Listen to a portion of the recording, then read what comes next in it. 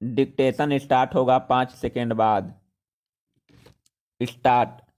देश प्रेम से ओतप्रोत व्यक्ति हमेशा अपने देश के प्रति कर्तव्य होने के पालन हेतु न केवल तत्पर रहता है, बल्कि आवश्यकता पड़ने पर अपने प्राण न्यौछावर करने से भी पीछे नहीं हटता। स्वतंत्रता से पूर्व का हमारे देश का इतिहास ऐसे ही देशभक्तों की वीरतापूर्ण गाथाओं से भरा है, जिनमें भगत सिंह का नाम स्वतः ही युवाओं के दिलों में देशभक्ति एवं जोश की भावना पैदा कर देता है। स्वतंत्रता की बलिवेदी पर स्वयं को कुर्बान कर उन्होंने भारत में न केवल क्रांति की एक लहर पैदा की, बल्कि अंग्रेजी साम्राज्य के अंत की शुरुआत भी कर दी थी। यही कारण है कि भगत सिंह आज तक अधिकतर भारतीय युवाओं के आदर्श बने हुए हैं, और अब तो भगत सिंह का नाम क्रांति का पर्याय बन चुका है। भगत सिंह अपने जीवन काल में ही अत्यधिक प्रसिद्ध एवं युवाओं के आदर्श बन चुके थे। उनकी प्रसिद्धि को से प्रभावित होकर पट्टाभी सीतारामैया ने कहा था, यह कहना अतिशयोक्ति नहीं होगा कि भगत सिंह का नाम भारत में उतना ही लोकप्रिय है जितना कि गांधी जी का। भगत सिंह का जन्म 2 सितंबर 1907 को पंजाब के जिला जलालपुर में बंगा नामक गांव में एक देशभक्त सिख परिवार में हुआ था, जो अब पाकिस्तान में है। भगत सिंह के पिता सरदार किशन सिंह एवं उनके चाचा अजीत सिंह तथा स्वर्ण सिंह अंग्रेजों के विरुद्ध होने के कारण जेल में बंद थे। जिस दिन भगत सिंह का जन्म हुआ था, उसी दिन उनके पिता एवं चाचा जेल से रिहा हुए थे।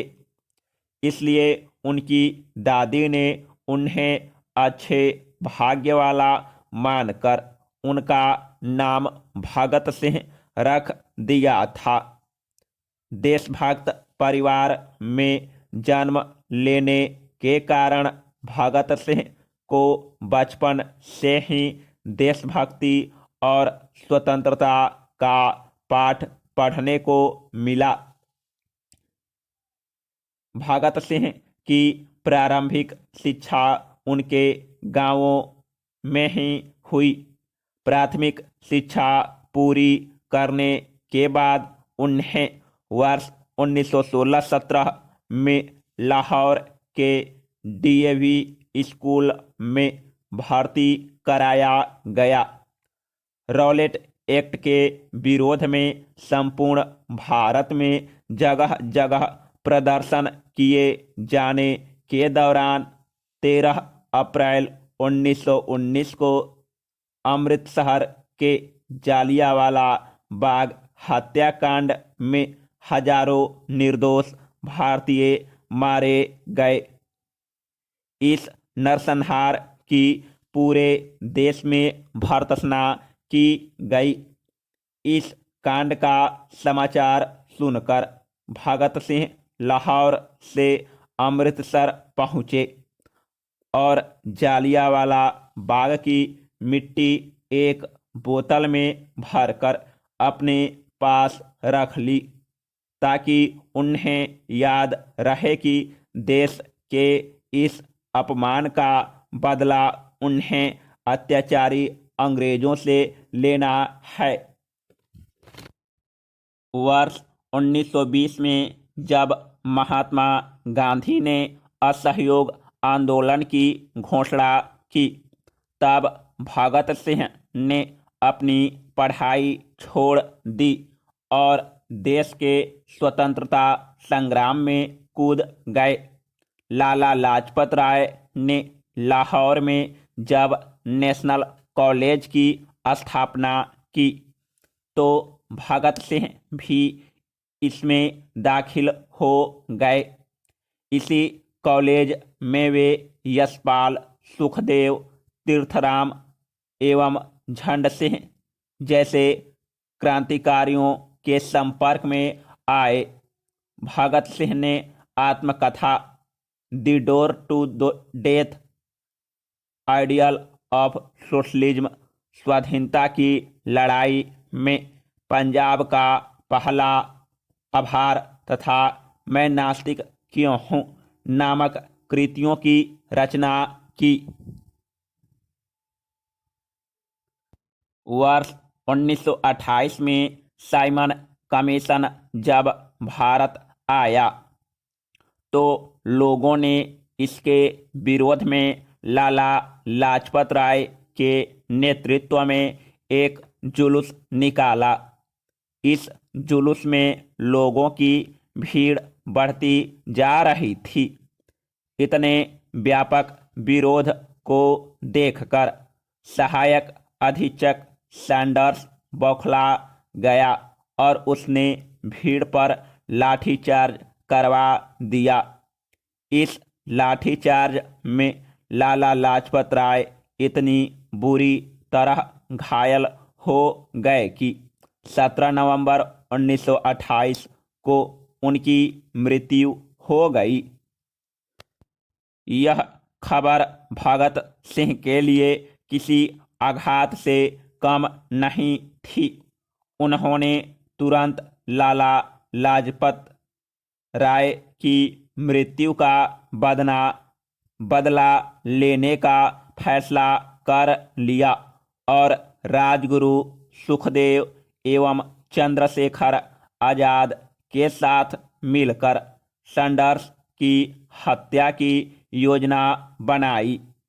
भगत सिंह की योजना से अंततः सबने मिलकर 17 दिसंबर 1928 को सैंडर्स की गोली मारकर हत्या कर दी। इस घटना ने भगत सिंह को पूरे देश में लोकप्रिय क्रांतिकारी के रूप में प्रसिद्ध कर दिया। भगत सिंह नौजवान भारत सभा, कीर्ति किसान पार्टी तथा हिंदुस्तान सोशलिस्ट रिपब्लिक एसोसिएशन से संबंधित थे। हिंदुस्तान सोशलिस्ट रिपब्लिक एसोसिएशन की केंद्रीय कार्यकारिणी की सभा ने जब पब्लिक सेफ्टी बिल एवं डिस्प्यूट बिल का विरोध करने के लिए केंद्रीय असेंबली में बम फेंकने का प्रस्ताव पारित किया, तो इस कार्य की जिम्मेदारी भगत सिंह ने ले ली। असेंबली में बम फेंकने का उनका उद्देश्य केवल विरोध जताना था, इसलिए बम फेंकने के बाद कोई भी क्रांतिकारी वहां से भागा नहीं। भगत सिंह सहित सभी क्रांतिकारियों को तत्काल गिरफ्तार कर लिया गया। इस गतिविधि में भगत सिंह के सहायक बने बटुकेश्वर दत्त को 12 जून 1929 को सेंसस जज ने भारतीय दंड संहिता की धारा 307 तथा विस्फोटक पदार्थ अधिनियम की धारा 3 के अंतर्गत आजीवन कारावास की सजा सुनाई। इसके बाद अंग्रेज शासकों ने भगत सिंह एवं बटुकेश्वर दत्त को नए सिरे से फंसाने की कोशिश शुरू की। अदालत की कार्यवाही कई महीनों तक चलती रही। 26 अगस्त 1930 को अदालत का कार्य लगभग पूरा हो गया। अदालत ने 7 अक्टूबर 1930 को 68 पृष्ठों का निर्णय दिया, जिसमें भगत सिंह, सुखदेव तथा राजगुरु को फांसी की सजा निश्चित की गई थी। इस निर्णय के विरुद्ध नवंबर 1930 में प्रिवी काउंसिल में अपील दायर की गई, किंतु यह अपील भी 10 जनवरी 1931 को रद्द कर दी गई। समाप्त।